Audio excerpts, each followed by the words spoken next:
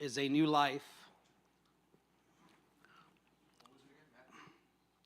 Our launching text is Matthew chapter 11, verses 28 through 30. It says, "Come unto me, all ye that labor and are heavy laden, and I will give you rest. Take my yoke upon you, and learn of me, for I am meek and lowly in heart, and ye shall find rest unto your souls. For my yoke is easy, and my burden is light." All right, so the easy yoke, this is what we've been talking about, the easy yoke. So, that's the invitation Jesus gave. Come to me, unburden yourself from sin, unburden yourself from all the emotional and traumatic thing that happens to us through sin. There's an experience that happens to us in sin.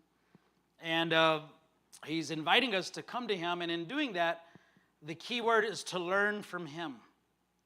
What are we learning? We're learning a new life, a new way of dealing with life's problems, a new way of expressing ourselves, a new way of talking, a new way of thinking, a new way of living, a kingdom way, a way that is not only higher in platitude, but higher and the outcome of what we're involved in. Okay, so the call to learn from Jesus is a call upward. It's an upward call, as Paul called it. It's going to be something that invariably it's going to be a lighter yoke. So this is something that, if we're honest this morning, why this Bible or this Sunday school is very relevant, because a lot of Christians are not living an easy yoke life. And their question is, why aren't you? Because many times there's no practice of the Christian life daily. For some, it's Christian life on Sunday or Easter or Christmas, or, we feel guilty. We went on a drinking binge. Now we feel bad, so now we're going to get right this week. And what we're doing is we're putting Band-Aids on things that are bleeding out. There's a vein that's blood's coming out everywhere, but you've got a Band-Aid over it. And you have to get down to the root of things. So, an easy yoke. So we know the imagery of the yoke is what farmers would, they would put this harness, or it's a yoke. It's like a piece of wood. They would yoke it to one animal, to another animal. And the idea is that we are joining ourselves with Jesus. Jesus is leading us, and the easy yoke literally means that through learning from Jesus how to live a new life, talk differently, live differently, think differently, then there's a rest that begins to happen in the human soul. A rest in the soul. Okay, so this is greatly important, because sin and all the things we were talking about, carnality, actually will cause us to work more. Having children, as you know, I have children. They're grown-ups today, but one of my daughters, she was really big into shortcuts.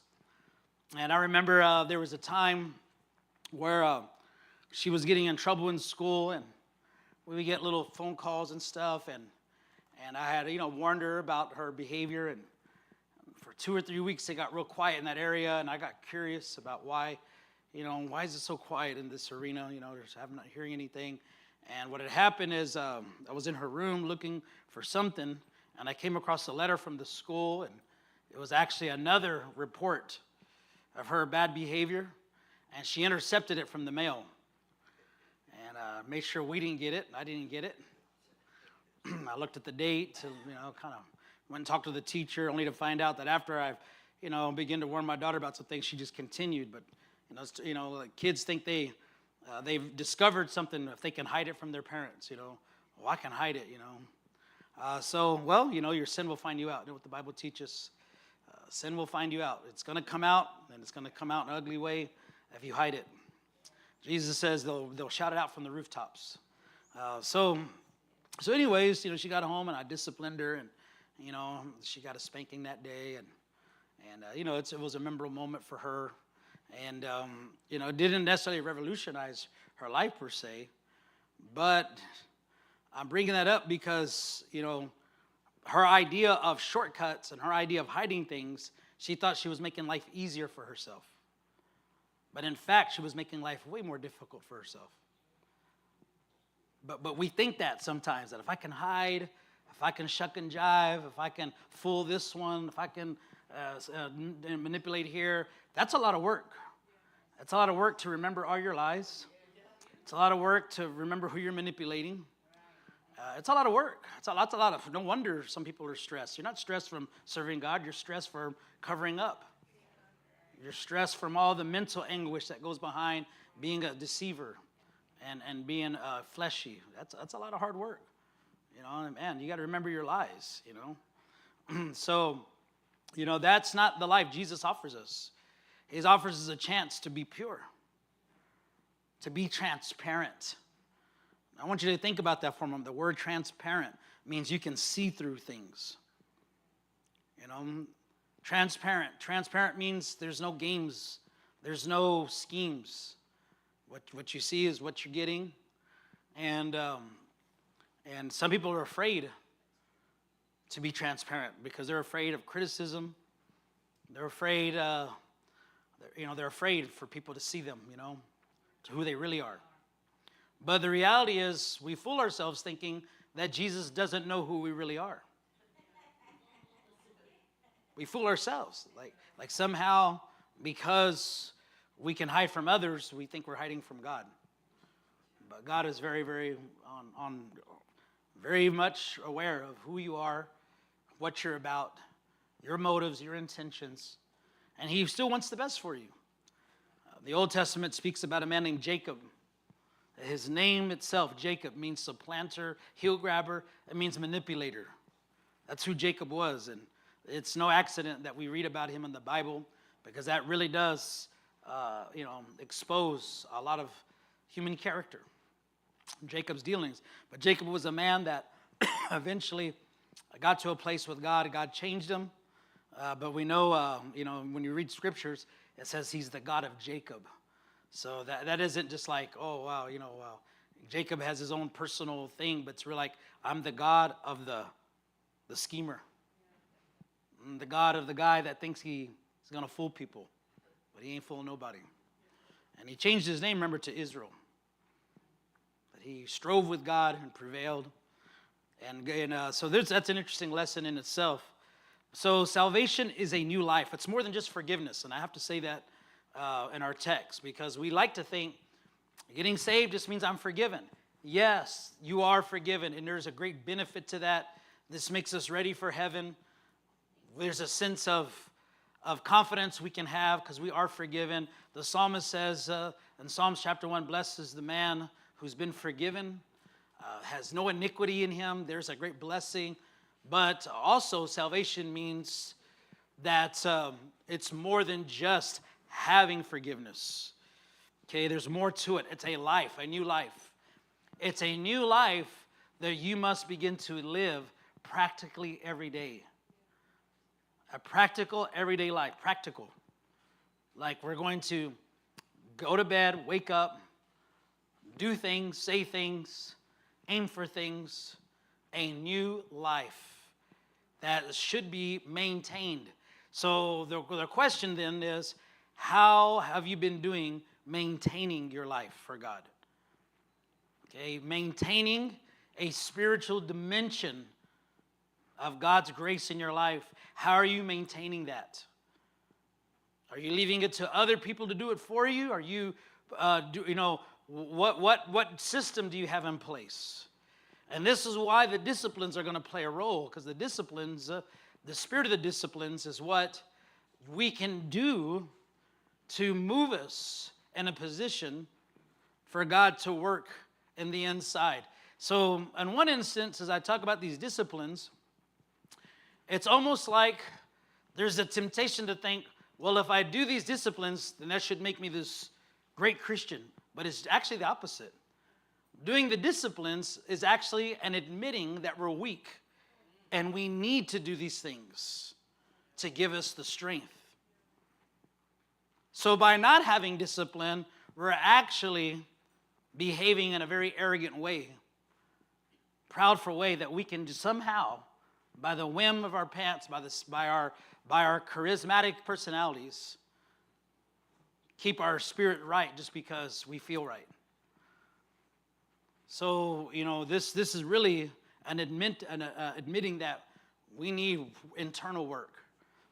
Okay, so salvation is a new life. So let's give out some scriptures here this morning. We got John chapter 10, verse 10. You can read that. David Juarez. We got 1 John chapter 5, verse 11 through 12. Amber, glad if we can get that. I have another one here I want to give out. Ephesians 2, verse 5. Sophie, if you can get that. Let's get those three this morning. I got some more I'll give out too. So, yeah, I'll repeat them again. We got John 10, verse 10. 1 John chapter 5, verse 11 through 12. And Ephesians 2, 5. So we're talking about a new life right now.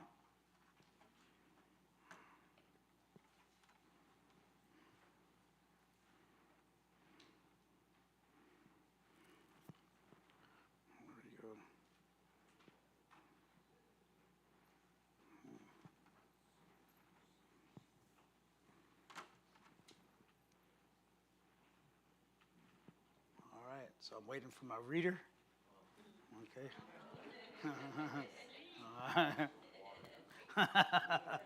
The thief does not come except to steal and to kill and to destroy. I have come that they may have life and that they may have it more abundantly. Okay. So a new life. So Jesus highlights the enemy's strategy to come, to kill, to steal, and destroy. That's the devil's goal. That's his end game, as they say today, right? That's his goal. How he gets there is by many different ways. But he doesn't start there. He ends there. So this is why the devil is such a deceiver. So he doesn't just come out and say, I'm going to destroy you.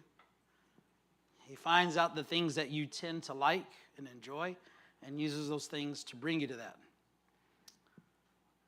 Jesus says, but I've come to give you life.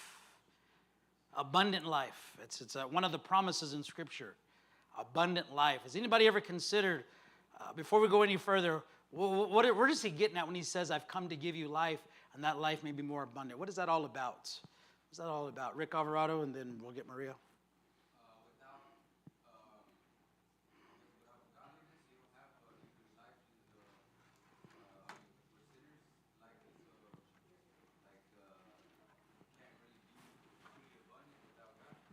Okay, Maria, what do you want to say?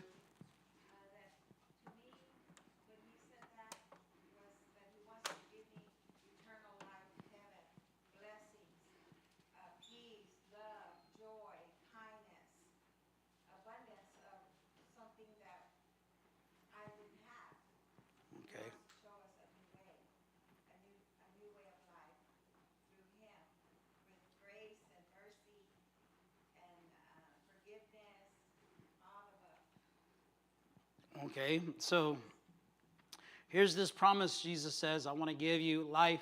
That life may be more abundant. And, it's important to say yes on one aspect. We are talking about the life to come in heaven, but he's also dealing with the life that's here on the earth.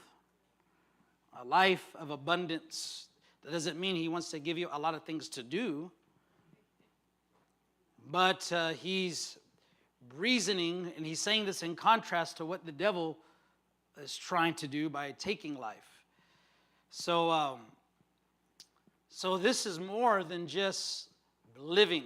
This has to do with a new opportunity to live again. Veronica, you had your hand raised?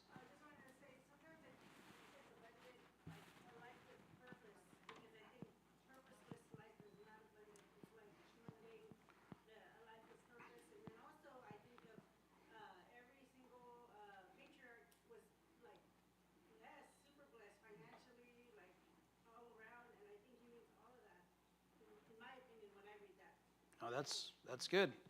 So this has impact on the life here on earth. Yes, there's a life to come in heaven, greatly important, big reason why we get saved. But the life that's here on the earth, the life that's here, so it's a new life. So it's more than just having forgiveness. It involves faith and action. So salvation is going to transform who we are, not just what we've done. Okay. So,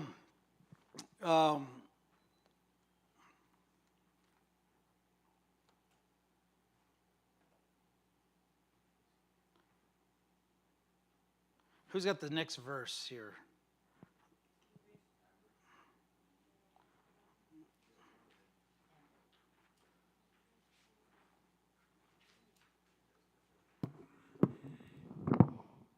And this is the testimony that God has given us eternal life, and this life is in his Son. He who has the Son has life. He who does not have the Son of God does not have life. Okay. All right. Did I give out Psalms 8, verses 1 through 9? Okay, we're going to give that out now. Adrian, can you get that? Psalms 8, verses 1 through 9. You said the right verse, Amber. I just forgot to give out another verse. So we're going to read that. 8, 1 through 9? Yeah, Psalms chapter 8, verse 1 through 9. So I want us to think upon something right here. It's a very important part. O Lord our God, O Lord our Lord, how excellent is your name in all the earth, who have set your glory above the heavens. Out of the mouth of babes and nursing infants, you have ordained strength because of your enemies, that you may silence the enemy and the avenger. When I consider your heavens, the work of your fingers, the moon and the stars, which you have ordained, what is man that you are mindful of him, and the Son of Man that you visit him? For you have made him a little lower than the angels, and you have crowned him with glory and honor. You have made him to have dominion over the works of your hands. You have put all things under his feet, all sheep and oxen, even the beasts of the field, the birds of the air, and the fish of the sea that pass through the paths of the seas. O Lord, our Lord, how excellent is your name in all the earth. Okay, so this is a very important text that I want us to examine for a moment because the psalmist is basically thinking upon what God has done through humanity. And he's pointing out that God has made you and I to be people of dominion. Okay, so we can't ignore the fact that life is very intentional, not just living life, but an order to life. And as the psalmist is saying these things, he knows it's God that set this in motion. He's crediting God, worshiping God. But we can't ignore the fact that God was very intentional when he made you. And his goal for you is not to be ruled by things of this life, but for you to rule over things, even as far as creation and the things made in the earth. So this is a big part. You know, we know this as dominion. Many times we hear sermons about dominion. Jesus gave dominion to his disciples to go and do the gospel, to preach, to cast out demons, to pray for the sick. More than just physical dominion, it reaches into the spiritual, where man now has the ability to rule the spiritual realm. Jesus sent the 70 out. They came back rejoicing because they saw the demons obey them. And Jesus says why they were out there evangelizing and doing the work of the gospel, Jesus seeing into the heavenly dimension, he says he saw Satan fall from his place. So man was causing Satan to be impacted, you know, and in a very bad way. The devil was taking a beating. He was falling from his place. He fell like lightning. He lost his dominion. He lost his authority, you know, and God has set people to have dominion. over these things. So it's a promise, and not only a promise, it's your inheritance. So with that said, life has a part where, yes, we're living, but now there's an intentionality, and it's even more so when we come into our relationship with God. Now, being ruled by sin or being ruled by sinful emotions they have to be subdued. Okay, so we know this isn't just automatic because the scripture just says it. There's a part where you and I have to make that a reality. I often mention the children of Israel went to these nations and they had to go and subdue the enemy. God told them that they were going to have the nations, that they were going to have the land if they go into it, but they still had to get up, put on their shoes, they still had to get their weaponry, and they still had to go and fight. So why go and fight if God's given you the land? The command was still to fight. I'm giving you this land, but go and fight. Well, why can't I just walk in and take a nap? What is that? Why is that? Does anybody have any explanation why that would be? Because we see the same parallel in the Christian life. Why would God say, I'm giving you this, but I want you to go and fight? Rick? Shows that you want it. Expound on that.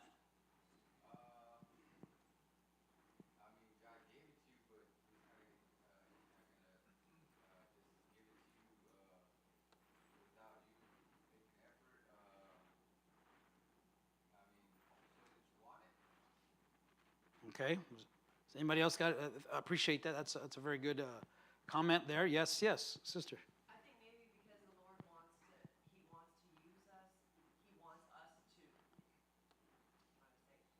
he wants us to be part of it. He's allowing us to achieve those things. Okay. All right. Very good. Like an ownership.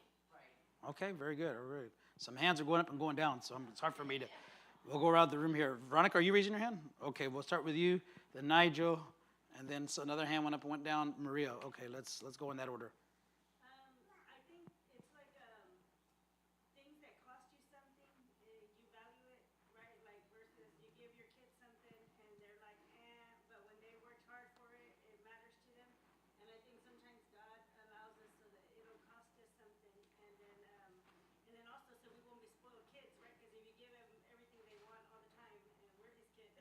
Yeah. So that's why I think sometimes maybe God's like, this is going to teach you, because when you get there, you're not going to be able to handle it until you fought for something and like have that ability. No, good insight. Yeah. Very good. I was going to say something kind of similar to that. Like, I think it's a strengthening factor. Like, when we're having to work for something, because if we're just conditioned to everything being given to us, then it's like, it doesn't really mean anything to us. But as God is offering it, he's not just saying it's ours automatically, but now we have to do something in order to receive it. All right. Very good. Maria? Okay. Okay. All right. I appreciate those comments. I believe they're all true. What y'all guys are saying, I believe there's a big part of that that takes place, an ownership factor. I want you to consider for the moment that if we are handed things without applying ourselves, it breeds entitlement. In the generation in which we live in, and as it's been said before, that we live in a very entitled generation. Entitled, meaning people think they deserve to have the good things that life offers. And anybody with any common sense knows that good things are the byproduct of you doing the difficult things that equal the good things. But we live in a day and age where people want to be entitled. It's very common today. And by the way, we have great young people in our church. All guys are awesome. And when I speak about our generation or our culture, I'm not necessarily talking about you, but the spirit of the Gen Z and the millennial generation is that, you could be 30 years old and walk around saying, my parents owe me. They owe me a house. They owe me a job. You owe me food. You owe me a car.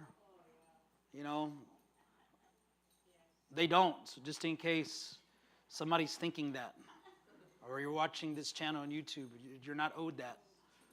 Your parents don't owe you. If anything, you owe them. the money that they lent you, and you said you were going to pay back and you didn't, or the list could go on and on, But no, your parents don't owe you. But there really is a thought, there's that thought about the church, that the church. I don't know why people have this in their mind.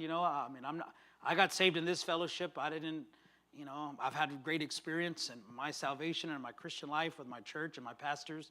But there's some that have this mindset that the church is like the Vatican. We have billions of dollars in reserve, and we're just taking phone calls to just hand out, money for this, money for that. Hey, I'm going to call the church. I spent my rent money because I went and got drunk last week, and can you give me, and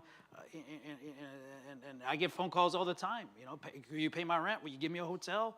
And I'm thinking, what fosters this? What is fostering this idea that the church owes people hotels and paid rent? Like, what was there someone putting advertisement somewhere? I mean, who started this? Sophie, you say you do know? So you know who started it? Catholic Church, right?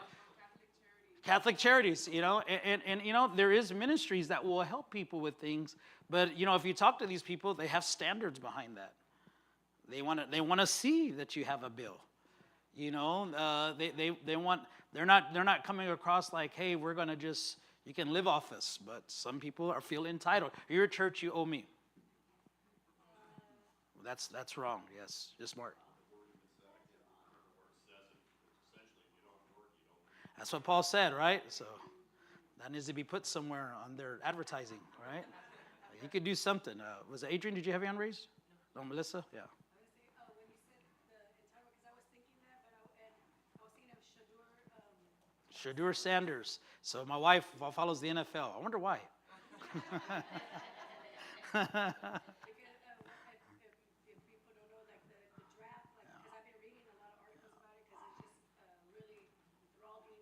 Yeah. Deion Sanders went in the NFL draft. He went 5th pick, and he's a very confident man, and he did all this. But his son, when they have the combine and they have like all that stuff where you do the competition, he sat out in front of him because he's like, I'm good. My stats speak for themselves.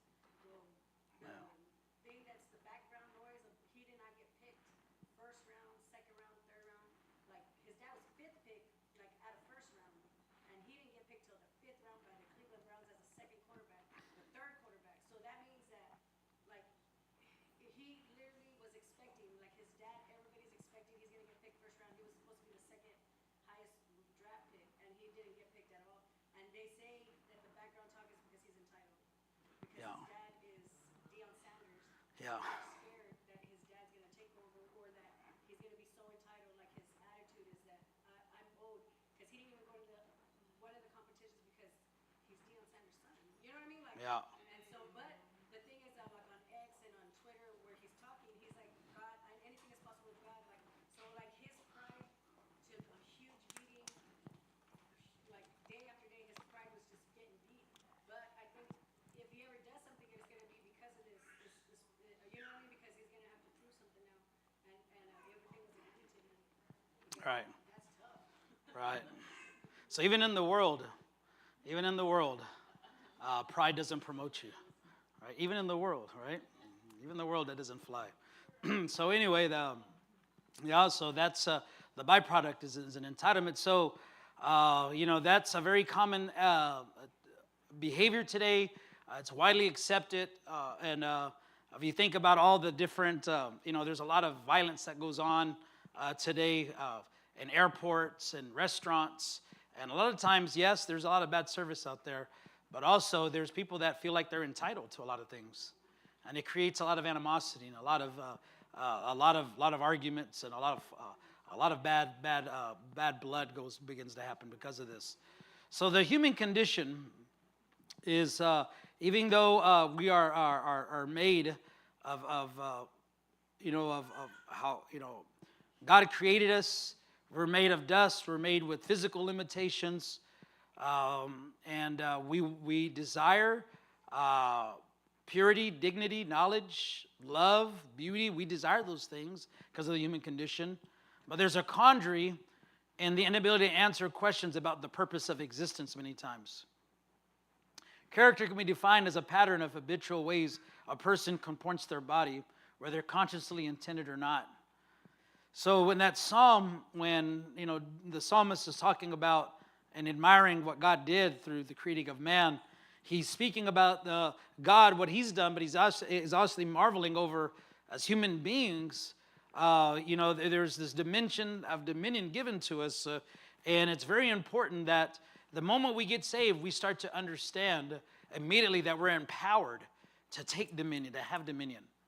We're empowered to take charge of our lives, to take charge over spiritual things. And this is greatly important that we understand that. Immediately, we need to get into the arena where we can begin to deal with the root issues of the things that possibly have attributed to why we have gotten involved in certain sins or behaviors and attitudes. And so in considering this, we have to think about our great need to put our physical body, because we serve God, the most practical way we serve God is with our physical body. I mean, you're not going to escape that. Okay, so, and we're going to talk about quite a bit how our physical body plays a role. And this is why discipline is going to play a role. Is because physically, you brought yourself to the building today, and it took some level of discipline to do it. For some of you, it may have been a little easier than others.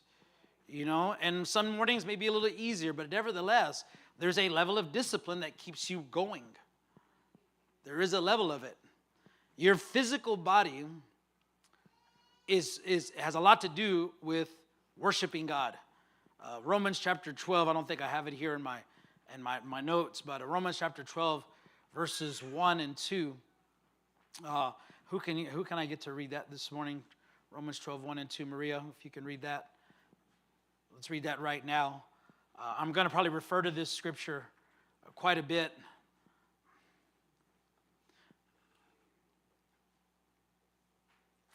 And in this verse, there's a lot said, but really this is the sum of the Christian life. I beseech you, therefore, brethren, by the mercies of God, that you present your bodily a living sacrifice, holy, acceptable to God, which is your reasonable service. And do not be conformed to this world, but to be transformed by the renewing of your mind, that you may prove what is that is good and acceptable to a perfect will of God. All right, some of you have heard sermons on this text, you read it.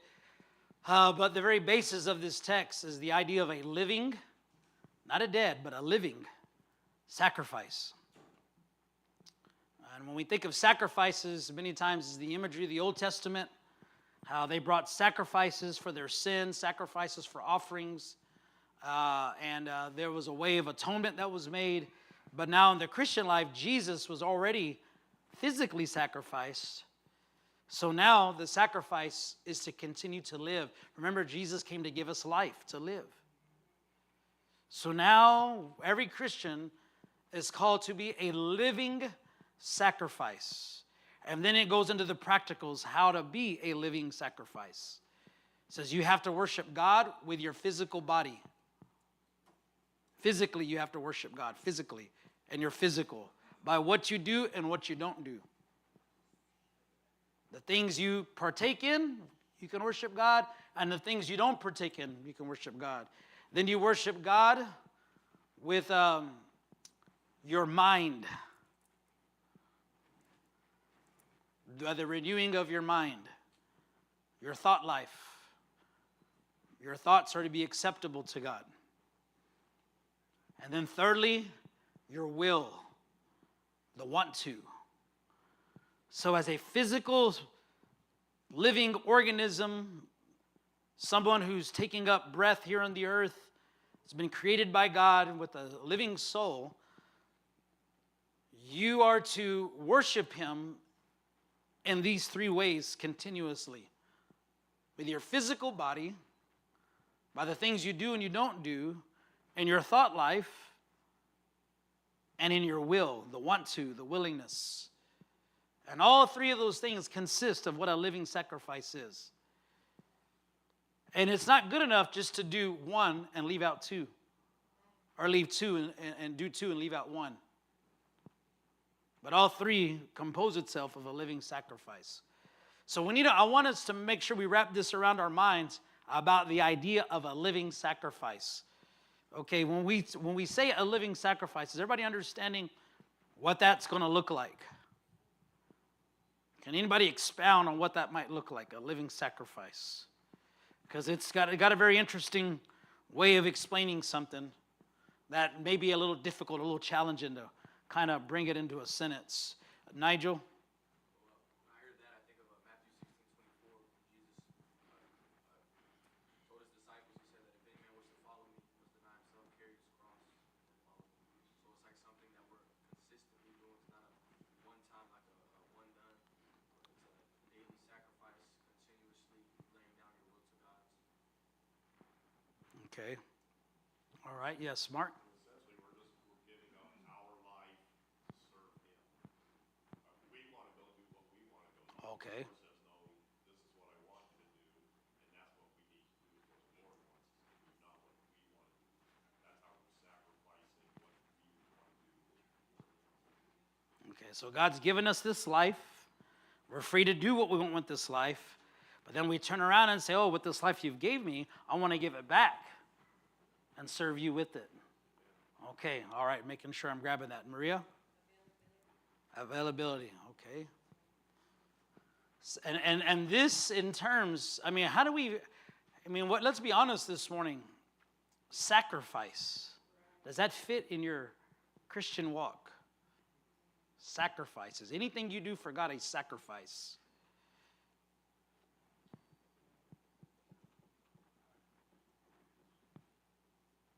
A sacrifice. Not a sacrifice to be saved, but a sacrifice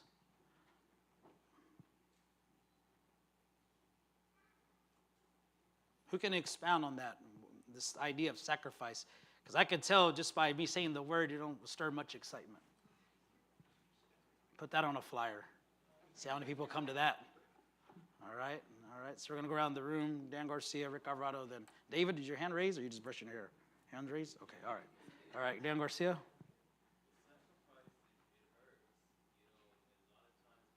A sacrifice hurts.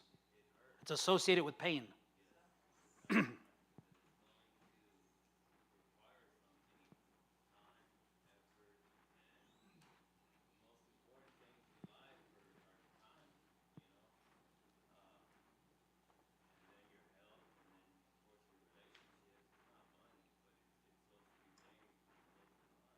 So there's pain associated with sacrifice, right? Would it be reasonable to say we sacrifice for those we love? Okay.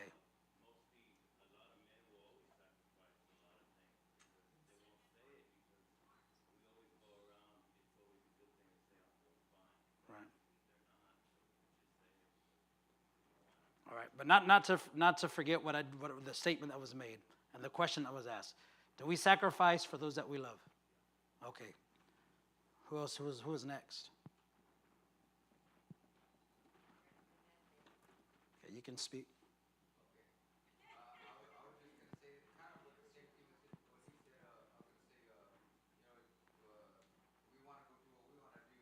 What do we want to do, right? That's the great question. Okay.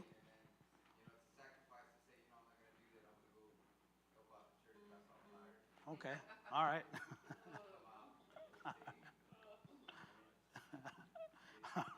Okay. Okay. Okay, David.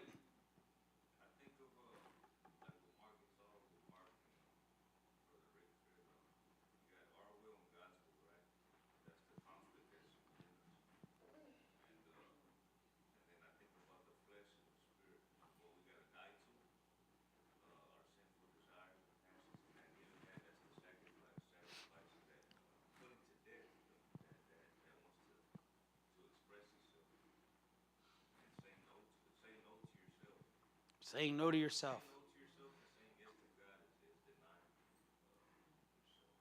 All right, Melissa. Melissa says Perla's got one. And then me. I was going to say for the first part, it would be obedience, surrender, and sacrifice for the previous one before this. But the sacrifice would be what is going to be inconvenient to you. Inconvenient. Okay. But So it's a sacrifice to be inconvenienced. yeah, well, sacrificing, like everybody said, we want to do what we want to do. We want to put ourselves first. But it's about being inconvenienced. Okay. It's a sacrifice because we make our schedule in our lives. But God has to be always first. That's a priority. And that is a big sacrifice. I like this train of thought. So being that you're saying we have our schedule, we have things we want to do, God comes first. And does God sometimes say, okay, you put me first, but I want to interrupt right now. I want to interrupt what you got next. And can I go ahead and get you to do that? That would be the part of the inconvenience. Okay, all right. Okay, yeah, all right, very good. Thank you, Melissa. I think of also the word Substitution. substitution. Because a sacrifice is something that's substituted for something else. Okay. Like Jesus was sacrifice as a substitute for us. You know, so like it's not just I don't know. And I'm thinking because you know like most English words have a lot of meaning. Mm-hmm. So I guess you have to see what the strongest says about that. But I'm thinking also substitution. You know, like Okay, a substitution. take somebody else's place or like you know it's a sacrifice. So filling in the gap possibly for someone else. Okay, Adrian and then Mark. Well, when I think of sacrifice, every time a sacrifice is mentioned, God's always saying, bring me your best. Bring me your first fruit. So I guess, like when No. he said time, Yeah.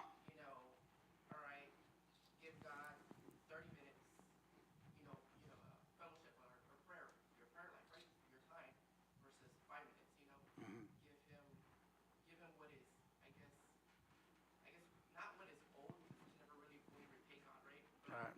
give him your best. The best, okay. Don't just give him the sloppy seconds. Okay, very good. All right, Mark. Like the song says, we bring the sacrifice of praise Okay. to the house of the Lord. Okay. It's the sacrifice of praise. Yes, yes. Because there's times we don't want to pray, Aha. right? We're not in the mood to pray. We're Okay. praying today, whatever, right? It's like, no, but that's what God wants, and that's what we need to do. Very good. So that is like a sacrifice. It's something you don't want to do, but you do because you know what's right. That's what God requires of you. Okay, all right, very good. No, very good. Very good insights. Yeah, Rick. Uh-oh. Is that Google? AI. Here's AI. We got AI now.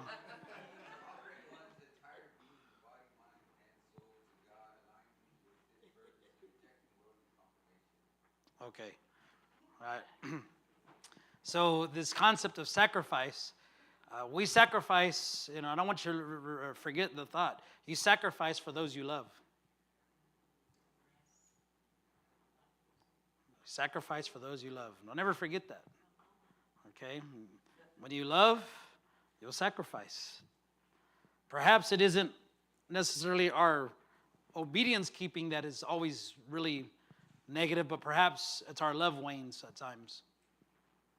Perhaps. Although, remember, they're connected. Jesus says, if you love me, then you'll obey me, right? Then you'll obey my commands. And his commands are not burdensome. We've learned this so far in this study. And sadly, for some Christians, they're under the heavy yoke of living an unconverted life with Christian ideologies. And this is where a lot of people are in their Christianity. They think like the world. They listen to the world. They do what the world does. But they would like to have the ideas of Christianity and the benefits that come with Christianity. I want to make heaven my home. I want forgiveness. I want dignity. I want blessing. But then there's not the actual living out of those things. The life looks like one that's just like anyone else in the world, but with Christian terminologies, ideologies. And this is a tragedy, because that's not the aim of discipleship. Learn from me, Jesus says. Learn from me. So if we're not learning from him, who and what are we learning from? It's from what we're spending the most time with, who we're spending the most time with, where we put our mind and our physical bodies. Now, we can't escape the idea. We're going to talk more about the physical body. We're running out of time here in a moment, and I'm going to open up for some questions here. So just hold your questions just for a few more moments. But your physical bodies. So there are things that you partake to worship God with your physical body, and there's things you don't do to worship God with your physical body. And I want you to think about that, because I'm going to ask y'all to give me some clear examples, not today, but next week, on what are some of the things that you partake in to worship God with your physical body, and what are some things you do not partake in to worship God with your physical body.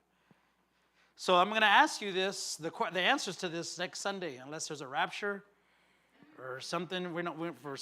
So it would be wise for you to write that question down and start thinking upon it. Because if you look at me like frogs at a hailstorm, I mean, like, there was no reason to do that. Okay? So the question is, this has to do with Romans 12, 1 and 2. So you can go back and look at that text. You're worshiping God as living sacrifices with your physical body, your mind, and your will. So with the physical body, what are the ways you worship God by doing things with your physical body? And what are ways you worship God by not doing with your physical body?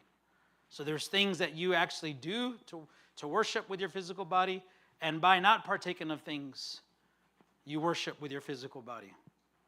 So just like everything in life, there's like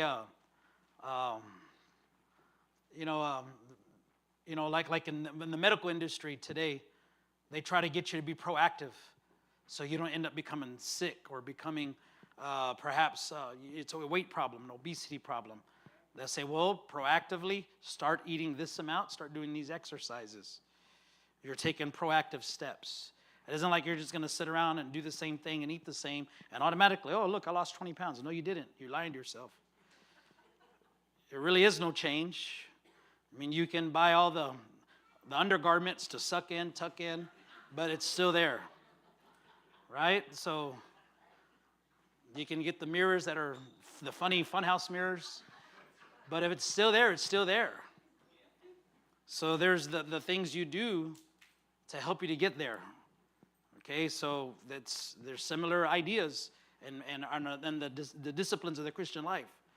So we have to get this train of thought in place. Okay, questions here, Melissa? I had a thought when you said that, the other statement about love, and I immediately thought of a mom that loves her children. She's going to sacrifice for a father that goes to work and he loves.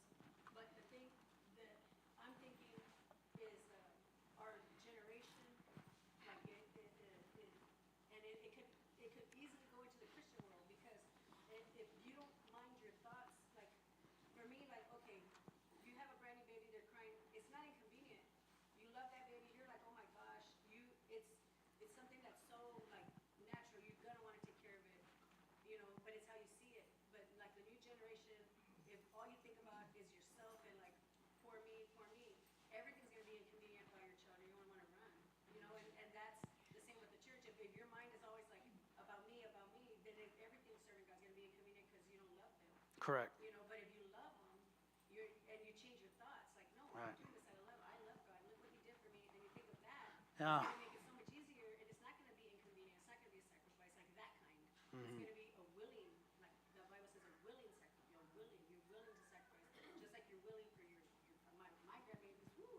Like We sacrifice for what we love, for who we love, right? when I like today, I was gonna pick up my grandbaby. I hadn't seen her in a long time, and on Sundays, I mean, I always get up. I have to get up early on other days. Sunday, I can wait till 9 o'clock and rush and get ready for 9 o'clock. But today, I was up at 7 something. Is she ready? Can I pick her up? Because I'm willing to do that because I love her so much. Yeah. We sacrifice for those that we love. We sacrifice for those that we love. So Jesus ultimately was sacrificed for those that He loves. The ultimate sacrifice. So He was a sacrifice in the terms of death, but we know he rose from the dead, but then he's calling us to be living sacrifices. So that's not so bad, is it? Yeah. One more thing, and we got to close, David. Yeah.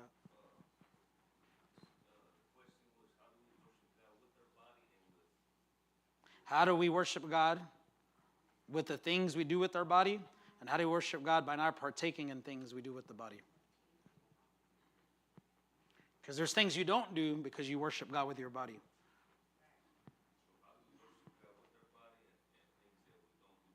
Mm-hmm. Your physical body is an instrument that God has given you for you to worship him with. So what you do with it speaks great volumes about what you're really about. All right, we're going to stop right there. We're going to close. We're going to start church in about 12 minutes. God bless you. We'll pick up on this next Sunday.